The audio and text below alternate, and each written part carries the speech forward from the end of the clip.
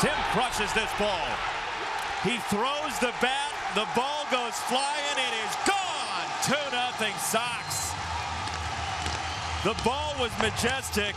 The bat was a javelin. And the Sox lead.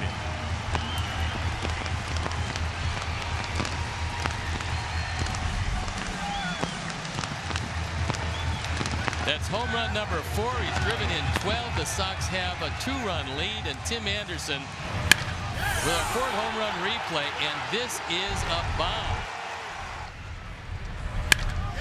And a no-doubter. Boy, this one went a long way. Led to 2 unearned runs, and the Royals tied it.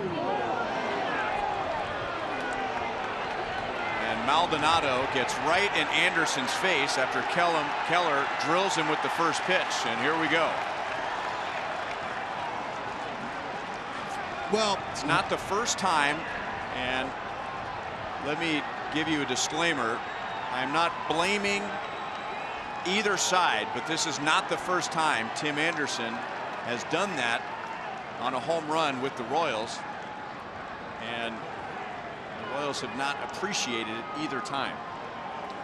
No, I mean, that was pretty flagrant, especially after he threw the bat and then he yelled something and looked like it was towards Maldonado. I mean, you know, those are things that happen. Alex got one in the ribs early in the game. Hey, maybe that's the payback. And if you're going to do it, get him below the waist, exactly where he got it. You can't expect to just be flagrant and flaunt like that, you know, and show your opponent up without any repercussions.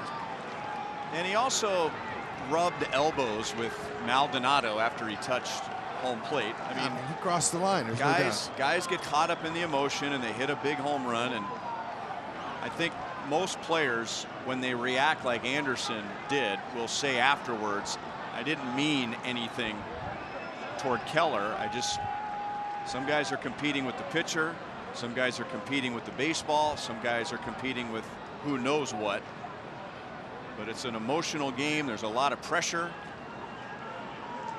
And that there's a history with that kind of reaction after a home run with the Royals.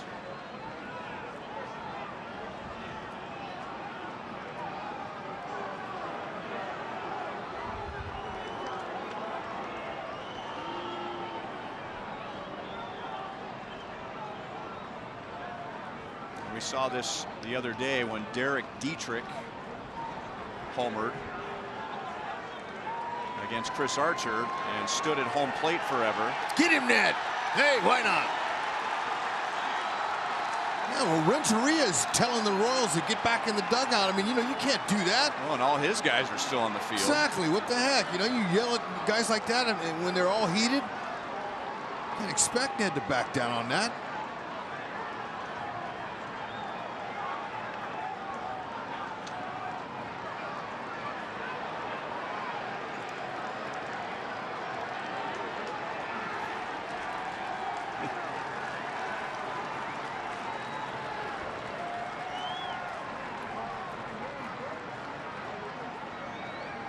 And you know, Joe West has seen plenty of these skirmishes in his time. He's right in the middle of all of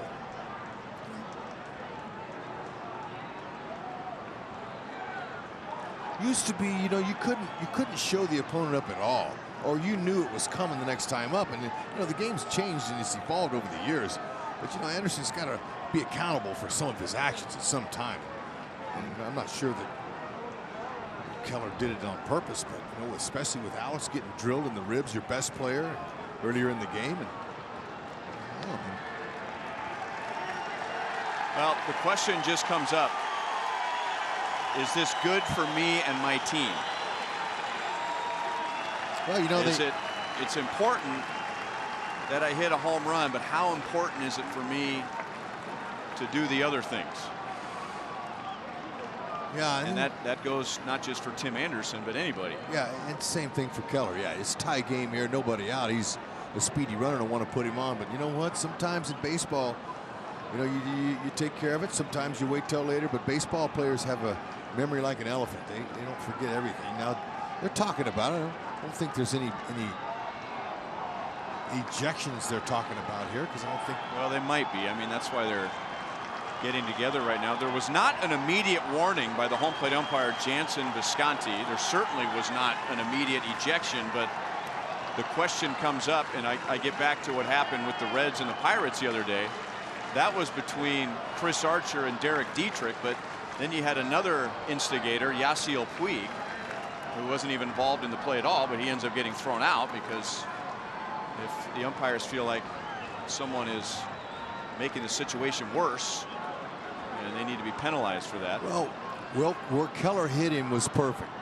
That's how you do it. If it was up around his head, he might have got ejected, and they're going to throw him out.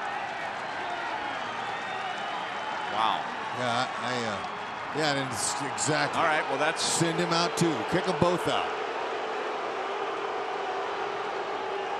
If they're going to kick one out, you got to kick the other out. Anderson could have taken his base and realized what he did, and just took it and went over to first base. Well, but it wasn't near his head. But Rick Renteria is going to argue, but Anderson did not just take his base. Right. I mean, he got to put on a show after hitting a home run, and you know, in most sports, you know, in basketball, if you dunk on a guy and scream at him, well, you know what? You might get hit the next time you come through the lane. That's exactly right. In hockey, you take one guy out. If you get slammed up against the boards later in the game, well, that's just the way it goes. In football, if you taunt your opponent, well, you know what? You might end up with a helmet and you're in between your shoulder pads the next time you come up. You get a crucial penalty thrown. You know, the penalty will throw you. You do a flagrant foul like this. Now watch where he gets hit.